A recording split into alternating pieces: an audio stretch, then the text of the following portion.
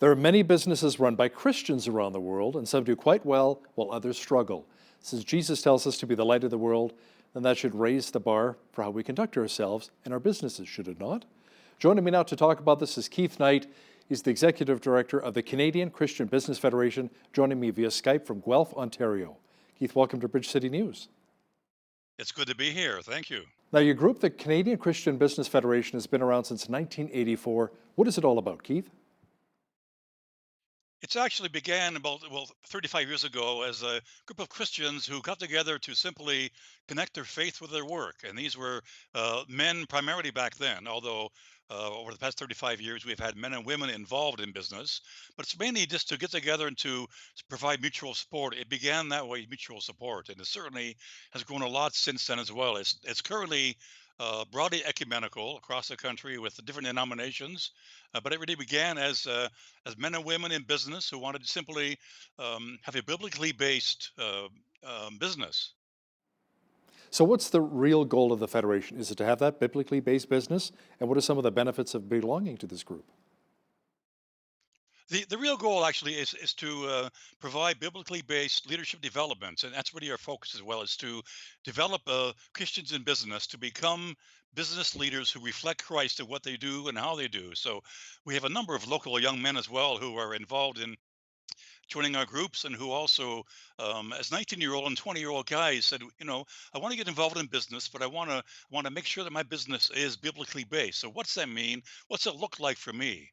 So they come to our monthly breakfast meetings and they do a lot of peer mentoring there as well to sort of connect with other more seasoned men and women who are involved in business and to build those connections.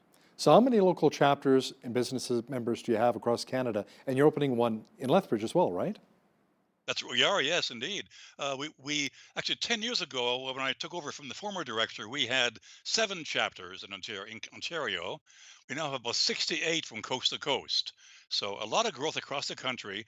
The Lethbridge chapter will open up actually on March the 24th, Tuesday, in about 12 days from now, at 7:15 in the morning. You can come there as well for a bit of networking with a breakfast from 7:30 until 8:30. And anybody who wants to come out and to join us there for breakfast, the only cost is the breakfast you order.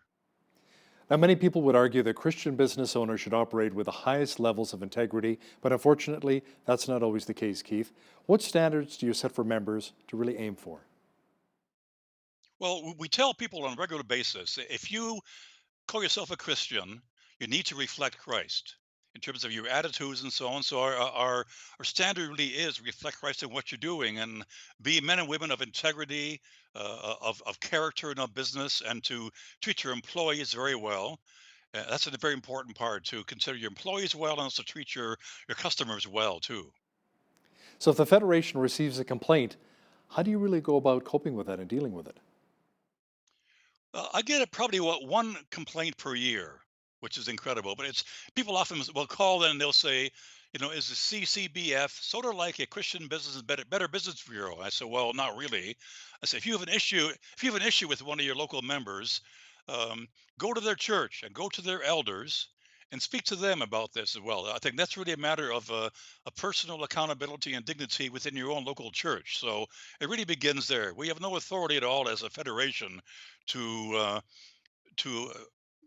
question people's ethics in those areas as well, but we certainly encourage that too. So people actually who are involved in local chapters, they often provide a lot of mutual accountability too. So we have a lot of that goes on within our monthly meetings. A lot of mentoring takes place there as well, and also a lot of connections with those who are more seasoned men and women. Now, Keith, you believe that Christian business owners should see it more of as a mission field. What is the best way to go about doing that? That's very interesting. I had a chat with a chap just this past week, actually, a business owner. He is a manufacturer who has about 70 employees. And I asked him actually, how do you reflect Christ in your business? He said, aside from paying my employees reasonably well, aside from also giving to many worthwhile church causes, he said, every Monday morning, we begin our week at 7:30 in the morning with a local pastor who comes into our factory, and he will provide a half-hour devotional.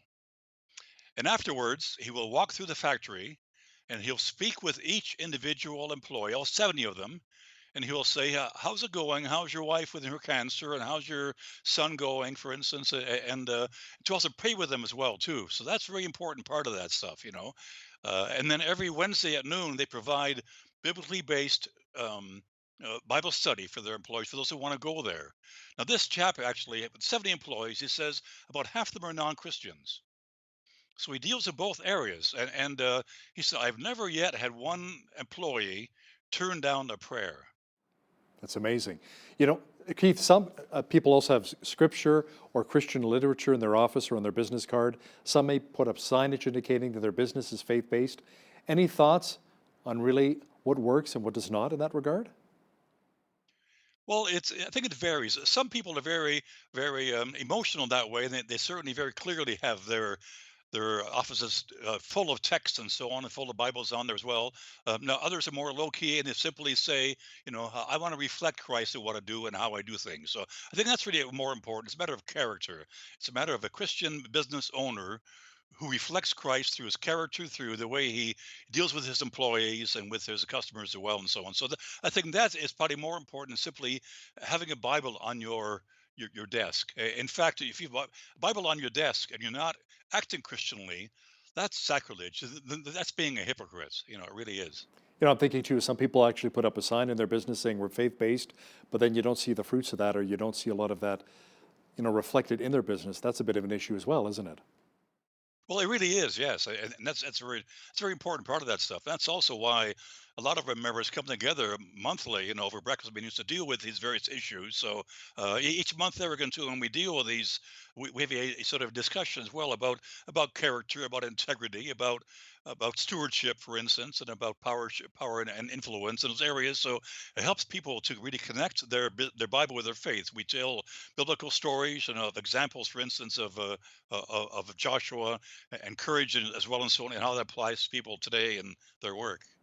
You know, there's some non Christian business owners that actually have very high ethical standards. I think the one difference, however, Keith, is that Jesus calls us to bless those who curse us, to return good for evil. That, however, can be a real challenge in today's world. Well, it sure can be, yes. And in fact, whenever we send out invitations to our breakfast meetings, we say, invite others, bring along your friends, bring along your enemies and your competitors as well. So we want to bless people that way as well, and sort of say, we're all here as the body of Christ. We need to love our neighbors as ourselves, and love our enemies as well, and deal with them with integrity.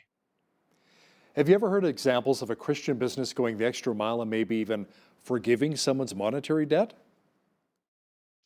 I have not, and that's probably a good thing. I would hate to have one of our members say, "Guess what I did last week? Forgave so and so, big debt as well." My sense is that hopefully it's being done by Christians in business, but done with humility and done very quietly as well, which really is the biblical way. I think it would not be very wise for someone. It would not be very humble, for certainly as well, for someone to proudly proclaim that he forgave someone's debt. We all say, "Forgive our debtors, if we forgive our debtors as well." So, as Christ forgave us, we need to also do that, but do it quietly and humbly, I think. So, Keith, as a Christian business owner, how important is it to offer good service, quality products with a solid warranty? Oh, that's very important. It really is. Although I've got a bit of a pet peeve there as well. I recently met one of our members. I had to get some printing done at a local print shop, and he said, "Well, here's my bill." But he said, "Since you're a Christian nonprofit, here's a 15% discount." I said, "Don't you ever do that to me again." I said, I know full well that you're a person in business. You've got a very narrow profit margin. I said, I know that you also give a lot of money as well to your local church and charities and so on. I said, if anything, I should be giving you a 15% tip for what you're doing. And we need to, I think, do that more often as well, too, as Christians. We should not look for a deal or for a discount from somebody because they're a Christian. We need to also acknowledge that they're brothers and sisters in Christ, and so is their business. They have overhead as well. They have bills to pay, so give them a bit more, not a bit less. You know, I'm glad you brought that up actually, Keith, because I've done a lot of shopping as well with my family. And sometimes, we'll visit a Christian business owner. I'll see this one product on their shelf that might be 50% more than I'll see it in a secular store. And I'm like, it's comparable. It's almost identical, but I say to them, well, can we maybe have it 25% more, not 50% more? So there's also, you want to make sure you don't gouge your customers as well. So, how do you walk that fine line as a Christian business owner? Yeah. It's tough. It really is. Of course, a very large company, Amazon will certainly have, because of their large volume, they'll offer very good prices as well. So it's really supporting, I think, as well, your local Christian business person. I think it's really, even though it may cost a bit more money, I think it's important, at least now and then, to say, okay, fine, it's twice the cost, but it's worth it because it's going into your pocket, which in turn goes into the local church on Sunday, hopefully as well. So. Some Christian businesses only hire other Christians and then, as well, make a point of also hiring non Christians. What do you think about both of those practices? I think both are really important. It's certainly important to hire, first of all, people who are better qualified. I think that, when you have a certain job, you need a certain skill set as well, and that's important to have that. You need to hire someone, not because you have a merciful heart and you want to hire everybody who needs a job, which is worthwhile as well now and then. But it's really important also to hire people who have certain skill sets, and whether they're a Christian or a non-Christian, that's your call as well. But there is certainly a missionary aspect to this. I mean, Christians in business are in business, and that they have God-given gifts to use their gifts well to also make business. And there's nothing wrong with making money. We have a number of members as well too who are our membership, everything from small business owner to a very large multinational corporation, and those who receive a lot of money are also expected to give a lot of money as well. As a Christian boss of non Christian employees, do you have any advice on how to treat your workers? Treat them well. Give them raises. Give them pats on the back whenever they're doing a good job as well. That's very important. Just to show integrity and show that you are a person of character, so that they will see, through you, that they'll see Christ in action. Now, let me ask you something about limitations when it comes to owning a Christian business. For example, should maybe a Christian business owner sell tobacco, alcohol, or even lottery tickets? Oh, that's a tough one. We have members who do that in some way. In fact, we many years ago we had a lot of people who were tobacco growers actually, on the fields and so on as well. So, I mean, tobacco is legal. Right. I mean, and so are the lotteries as well, and so on too. But I would certainly not sell lottery tickets because it's a gambling, which is wrong.